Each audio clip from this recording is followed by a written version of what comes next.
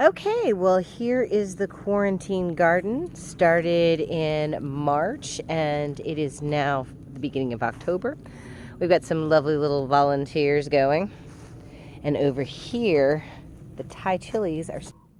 The eggplants are actually still producing. The ichibans are over here. Still have some black beauties. Cute little ichibans. The first of the poblanos is coming in. So this is the sweet potato garden. They are about to be harvested. Still got some celery coming in over here. Our little herb row over here has just become completely overrun. It's pretty bad, but everything's doing really well. The bugs are kind of getting to my Swiss chard. Oh my gosh, the butternut has survived. And that is like the world's smallest butternut. Oh my gosh, oh, it's been eating. Oh, this has been tragic. The squash hasn't survived well at all. So these are the scorpion peppers. They're doing really well.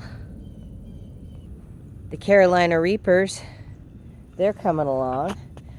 And the citronella right next to them is doing pretty good. Got some little ghosties.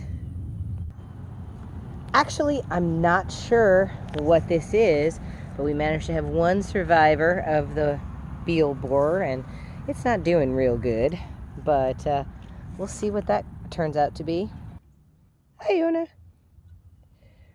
Check out all these tomatillos. The tomatillos are the ones who have gone like really crazy. They did really well. These ones are about ready to harvest. We got a bunch that are ready to harvest down there. Wow, we're gonna have to come in here and get them. But the tomatillos did amazingly well, and you know, they took over. But some of the other stuff didn't do as well. But this is the end of the season on the garden, and I'm very pleased. It really, really worked out pretty well, and we still have probably another month worth of production. So thank you so much for joining me, and today checking out the garden. Very happy. It's still very pretty.